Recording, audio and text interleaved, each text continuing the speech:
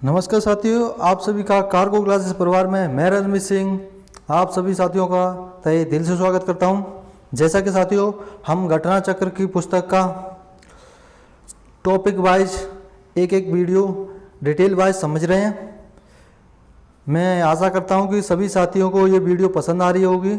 अगर कमी लग रही हो तो प्लीज़ कमेंट करके अपना नाम लिख के कमेंट करें, ताकि मैं उसको आगे वाली वीडियो में सुधार कर सकूं। और अगर किसी भी प्रकार की हेल्प चाहिए तो प्लीज़ कमेंट बॉक्स में अपना नंबर छोड़ दीजिए और अपनी प्रॉब्लम लिख दीजिए। मैं आपको, अगर मेरे से हो सकेगी, क्योंकि अपन विभाग में हैं, तो मैं आपको उस सही रास्ता बताऊंगा।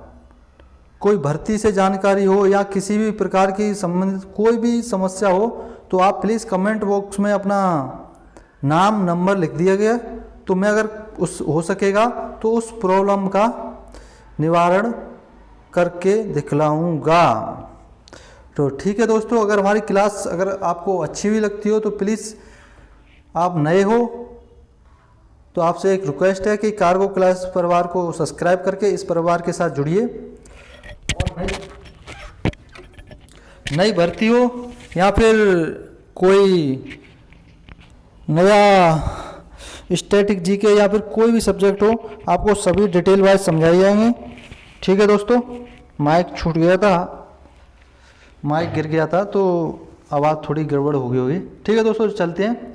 आज अपना टॉपिक मौर्यकाल है। मौर्यकाल के संबंधित जितने भी आए हुए क्वेश्चन हैं सबके बारे में समझते हैं।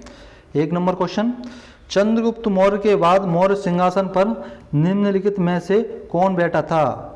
तो चंद्रगुप्त के मौर्य के बाद तो आपको बताइए 323 में घनानंद को हराकर चंद्रगुप्त बैठा था, और उसके बाद चंद्रगुप्त के बाद उसका बेटा बिंदुसार। बिंबिसार मत करने देना, ये तो हर्यक वंश का संस्थापक था। इसका बेटा अजातशत्रु था, अजातशत्रु का बेटा उदयन था। एक दूसरे को मारते रहे थे। अभी अगली वीडियो में जिसको नहीं समझ में आ रहा वो पिछली वाली वीडियो देखो, प्ले लिस्ट में जाके पिछली वाली वीडियो देखो। तो बिंदुसार था, और बिंदुसार का बेटा कौन था? अशोक। अभी आगे बताऊंगा। ठीक। 2 नंबर क्वेश्चन,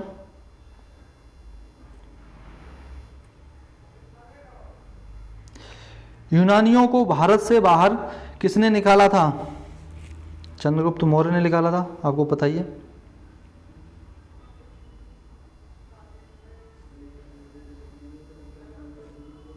ये दिया, यूनानियों को भारत से बाहर निकालने का चंद्रगुप्त मौर्य को जाता है 305 में, जब सिकंदर भारत को छोड़कर चला गया था तो अपने सेनापति सेल्यूकस निकेटर को यहाँ पे जो जीता हुआ राज्य उसे दे गया था। तो चंद्रगुप्त मौर्य और सेल्यूकस निकेटर का युद्ध हुआ था 305 में। इसमें सेल्यूकस निकेटर की हार हो जाती है। सेल्यूकस निकेटर का अब मैं हार तो गया हूँ, अब क्या करूँ? वो क्या करता है, चंद्रगुप्त मौर्य से संधि कर लेता है और अपनी बेटी हेलेना या कार्नेलिया, हेलेना बोलो या कार्नेलिया का विवाह चंद्रगुप्त मौर्य से कर देता है। फिर चंद्रगुप्त मौर्य कहता है, अरे यार शादी तो कर ली, अब क्या इसको भी कुछ देना पड़ेगा, तो उसको भी दे देता है। 500 हाथी कुछ दे देता है और वो राज्य भी दे देता है। फिर सेल्यूकस निकेटर क्या करता, उसका अपना राजदूत था मेगनस्थनीज को चंद्रगुप्त मौर्य के दरबार में भेज देता है, जाओ तुम वहाँ रहो। और मेगस्थनीज ने कौन सी पुस्तक लिखी थी? इंडिका। ठीक है, मेगस्थनीज की पुस्तक कौन सी? इंडिका। 3 नंबर क्वेश्चन, अशोक के अधीन मौर्य राजतंत्र का सबसे सही वर्णन निम्नलिखित में से कौन सा है जो अशोक के अधीन था? ऑप्शन नंबर बी हो जाएगा, केंद्रीकृत एकाधिपत्य। जो अशोक के अधीन जो मौर्य राजतंत्र उसने अशोक ने क्या किया था, पूरे भारत को, जो इतना भारत था उसने यहाँ तक चेर चोर पांडवों को छोड़कर पूरे भारत को, अखंड भारत को अपने अधीन कर लिया था, एकीकृत कर लिया था। 4 नंबर क्वेश्चन, अशोक की प्रशासनिक नीति में भारी परिवर्तन किस घटना से आया? तो आपको बताइए 361 में जब कलिंग युद्ध हुआ था तो अशोक वहाँ कलिंग का जो राजधानी थी तो उस भी वर्तमान समय में उड़ीसा, वहाँ पे युद्ध हुआ था। तो क्या किया था, वहाँ इतना नरसंहार हुआ था, उस युद्ध को देखने के बाद अशोक का हृदय बदल गया था। वो भैरी घोष को छोड़कर धम्म घोष अपना लिया था। तो कलिंग का युद्ध हुआ था जो 361 ईसा पूर्व में हुआ था। कि ऐसा इसलिए हुआ था क्योंकि कलिंग की जो सेना थी वो पूरा मुकुट पहन के, मुंह पे मुकुट पहन के लड़ती थी, और जब सबके सिर जब काट दिया गया तो पता चला वहाँ की सेना में वहाँ की महिलाएं भी लड़ती थी। तो बहुत सारी महिलाओं को जब कट गए, मर गई, तो इसके कारण अशोक का हृदय परिवर्तन हो गया। ठीक है,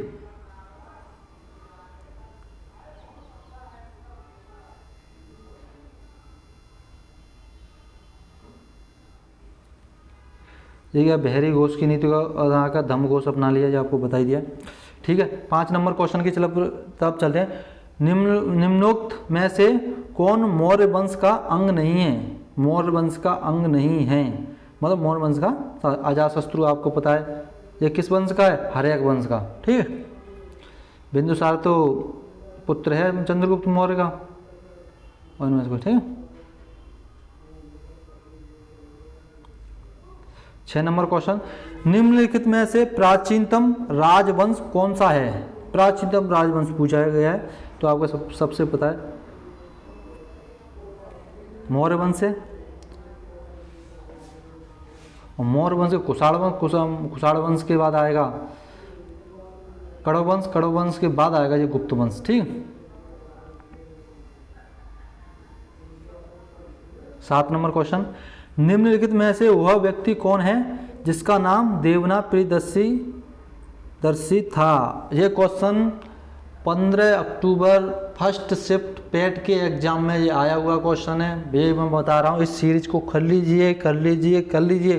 जीडी का एग्जाम जनवरी में आने वाला है।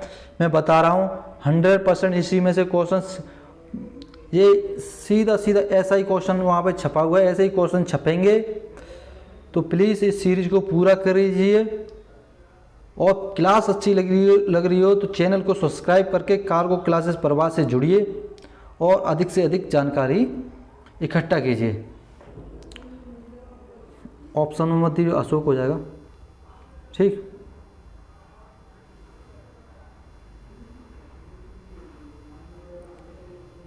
आठ नंबर क्वेश्चन, कलिंग युद्ध के बाद निम्न में से किसने महाराज अशोक के रूपांतरण को दर्ज किया? कलिंग युद्ध के बाद ऑप्शन नंबर डी हो जाएगा, रॉक एडिक्ट 8। रॉक एडिक्ट 8, ये क्वेश्चन थोड़ा वैसा है, ये याद कर लीजिए, रॉक एडिक्ट 8। ठीक,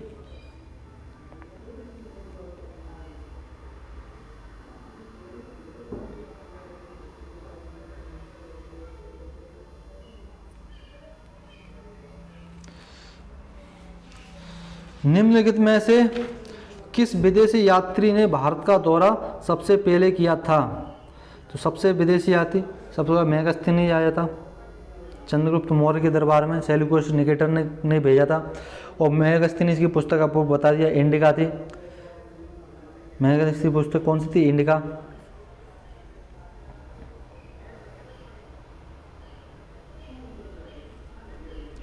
हुएनसांग हर्षवर्धन के समय आया। फाहियान चंद्रगुप्त विक्रमादित्य के समय में आया। ठीक,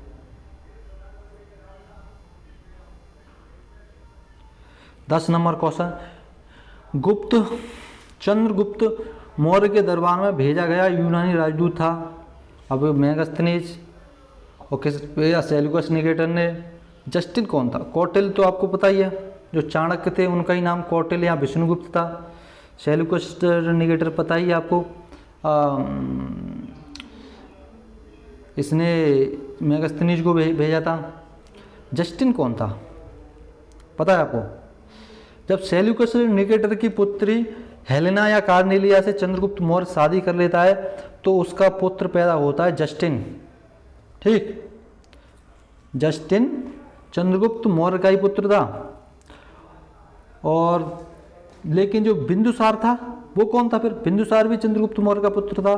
चंद्रगुप्त मौर्य ने 2 शादियाँ की थी, एक हेलेना ने और दूसरी उसने शादी की दुर्धरा से की थी। जो क्योंकि जब हेलेना से शादी कर रहा था तो चाणक्य ने बोला था कि चंद्रगुप्त मौर्य आप शादी तो कर लो, आपकी इच्छा कर रही है तो शादी तो कर लो, लेकिन विदेशी कभी भारत का राज्य सिंहासन नहीं चलाएगा, भारत की गद्दी पे कोई विदेशी व्यक्ति नहीं बैठेगा। चंद्रगुप्त मौर्य ने कह दिया ठीक है, हम दूसरी एक और शादी कर लेंगे। तो उन्होंने दुर्धरा से शादी की थी। दुर्धरा का पुत्र हुआ था बिंदुसार, और ये किसका, जस्टिन किसका पुत्र था? हेलेना का। ये भी चंद्रगुप्त मौर्य का पुत्र था। ठीक है,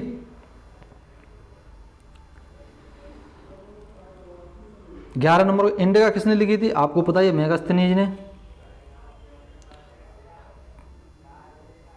फाहियान ने क्या लिखा? फोको की। ठीक है, फोको की पुस्तक किसने लिखी? फाहियान ने। चंद्रगुप्त विक्रमादित्य के समय आया था ये। निम्नलिखित 12 नंबर क्वेश्चन, निम्नलिखित में सम्राट अशोक की वह पत्नी कौन सी थी जिसने उनको प्रभावित किया था? ऑप्शन कारुबाकी। एक इनकी पत्नी कारुबाकी भी थी, सॉरी इसकी अशोक की एक पुत्री प्रभावित किया था कारुबाकी। याद रखना, चंद्रगुप्त मौर्य को प्रभावित किया कारुबाकी।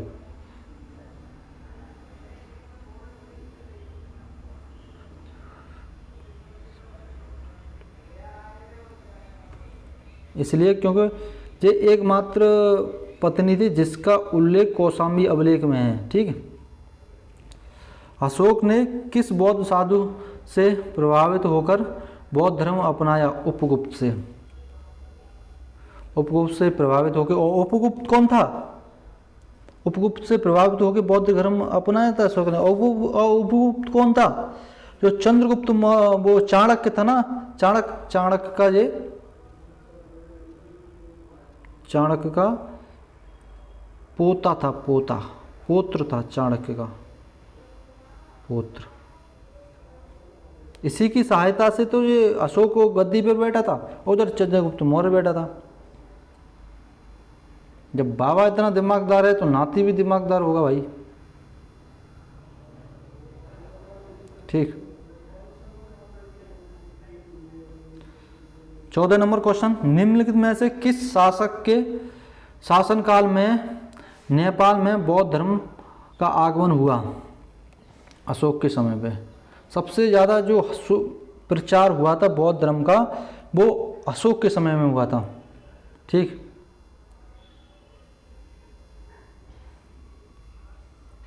पंद्रह नंबर क्वेश्चन, चंद्रगुप्त मौर्य का प्रसिद्ध गुरु चाणक्य निम्नलिखित में से किस विद्या केंद्र से संबंधित था? तो आपको पता है तक्षशिला विश्वविद्यालय में वो आचार्य थे, पढ़ाते थे।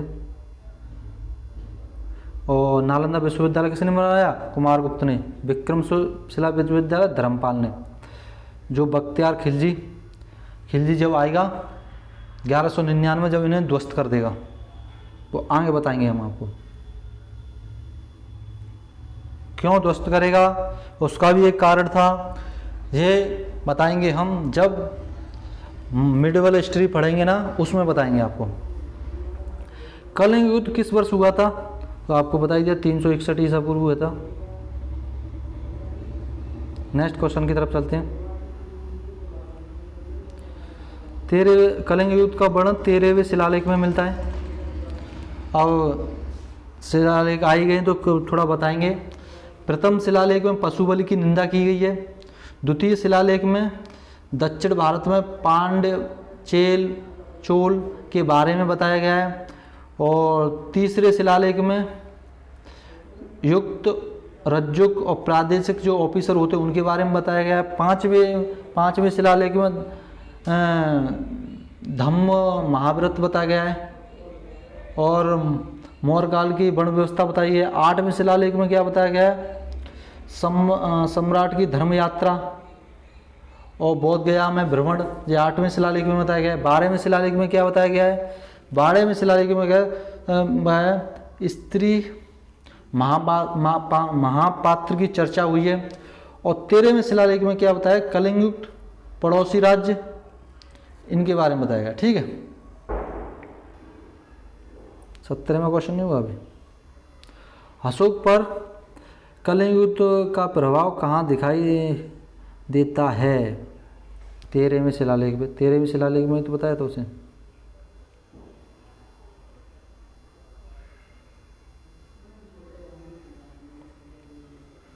अठारहवां क्वेश्चन, मौर्य काल के दौरान शिक्षा का सबसे प्रसिद्ध केंद्र निम्न में से कौन था? आपको बताइए। मौर्य काल के समय सबसे वो तक्षशिला था, क्योंकि नालंदा और वो बाद में बना था। गुप्त काल में। अशोक ने अपने सभी शिलालेखों में एक रूपता से किस प्राकृत भाषा का प्रयोग किया? किस भाषा? अर्धमागधी का। अशोक के जो शिलालेख थे वो अर्धमागधी में थे। ठीक है। सबसे पहले किसने खोजा? अशोक के जो शिलालेख है वो सबसे पहले किसने खोजे? सबसे पहले खोजे थे 1750 में टिफेंतलन ने। टिफेनतलर। और 1837 में जेम्स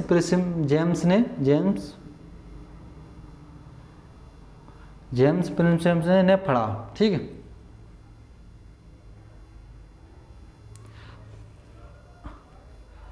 अर्थशास्त्र की रचना किसने की? तो आपको बताइए, कौटिल्य ने।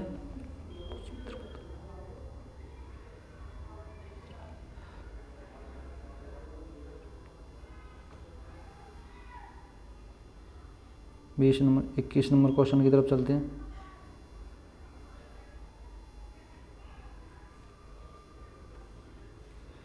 इक्कीस नंबर क्वेश्चन, निम्न में किसने और कब पहली बार अशोक के शिलालेखों का अर्थ स्पष्ट किया था? तो अब आपको बता ही दिया है, मैंने अभी बताया। 1837 में जेम्स प्रिंसेप ने। और खोया किसने? 1750 में खोया। किसने खोया? टिफेंतलन ने। ठीक है। पढ़ा किसने? जेम्स प्रिंसेप ने।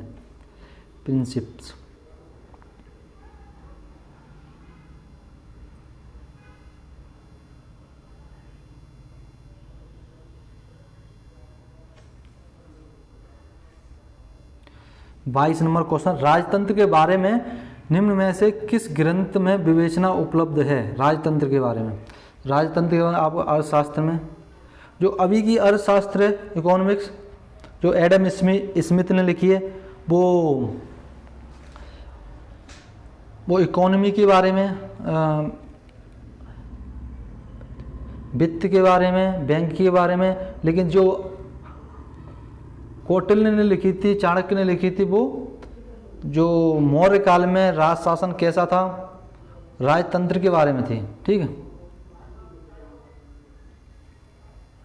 23 नंबर क्वेश्चन की तरफ चलते हैं। निम्नलिखित में से किसके द्वारा तृतीय बौद्ध परिषद को संरक्षण प्रदान किया गया था? तो आपको पता है, तृतीय बौद्ध सम्मति अशोक द्वारा कराई गई थी पाटलिपुत्र में। ठीक है दोस्तों, अगर क्लास अच्छी लगी हो तो कम से कम कमेंट बॉक्स में जय हिंद तो लिख दो, जय हिंद लिख दो। मोगलीपुत्र किसके उस समय में पाटलिपुत्र में कराई थी। अगर क्लास अच्छी लग रही हो तो प्लीज़ कार्गो क्लासेस परिवार को सब्सक्राइब करके इस परिवार के साथ जुड़िए। और किसी भी प्रकार की अगर हेल्प चाहिए, किसी भी, तो प्लीज़ कमेंट बॉक्स में अपना नंबर लिख दीजिए और समस्या टाइप कर दीजिए। अगर मैं उसे कर सकूंगा तो आपका रिप्लाई 100% करूंगा। ठीक। 24 नंबर क्वेश्चन की तरफ चलते हैं। बिंदुसार ने विद्रोहियों को चुनने के लिए अशोक को भेजा था। कहाँ भेजा था? तक्षशिला। तक्षशिला में क्या होता है कि तक्षशिला में विद्रोह हो जाता है। उसे विद्रोह को दबाने के लिए जो बिंदुसार है, पहले अपना जो बिंदुसार का सबसे बड़ा लड़का था सुसीम को भेज देता है, लेकिन सुसीम सफल नहीं होता। उसके बाद अशोक को बुलाता है। अशोक उस समय उज्जैनी का राज्यपाल था, उज्जैन। तो अशोक जाता है, अशोक जाके तक्षशिला के विद्रोह को दबाता है। वहीं से तक्षशिला के विद्रोह को दबाते समय, लौटते समय उपगुप्त की सहायता से अशोक क्या करता है, एक गड्ढा खोद देता है और यहाँ पे कीले गड़वा देता है। तो सुसीम जब आता है तो ये इसमें गिर जाता है और मर जाता है। उसके बाद अशोक गद्दी पे बैठ जाता है।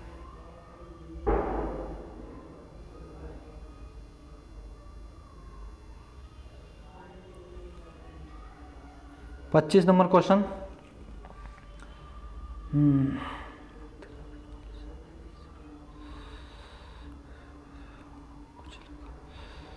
मौर्य वंश के तत्काल बाद किस वंश ने आकर मगध राज्य पर शासन किया था? मौर्य वंश के बाद आपको पता ही है, शुंग वंश आया था। पुष्यमित्र शुंग, पुष्यमित्र जो मौर्य वंश का अंतिम शासक था। बृहदत्त की हत्या करके पुष्यमित्र शुंग बैठ जाते हैं।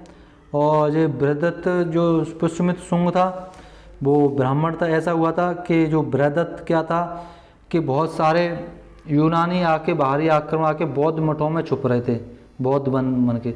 जब पुष्यमित्र शुंग ने बृहदत्त से कहा, पुष्यमित्र शुंग उस समय सेनापति था, कि राजा साहब वो बाहर से आक्रमण आके बौद्ध मठों में छुप रहे हैं। तो बोला कि नहीं, ऐसा कुछ नहीं है, तुम्हें गलत सूचना मिली है। तो पुष्यमित्र शुंग क्या करता है, इन मठों पे आक्रमण करवा देता है अपनी इच्छा से और उन्हें आक्रमणकारियों को बता देता है। तो इस कारण पुष्यमित्र शुंग से नाराज हो जाता है बृहदत्त। तो दोनों में झगड़ा होता है। तभी पुष्यमित्र शुंग अपना चक्कू निकाल के और बृहदत्त के मार देता है और खुद गद्दी पे बैठ जाता है।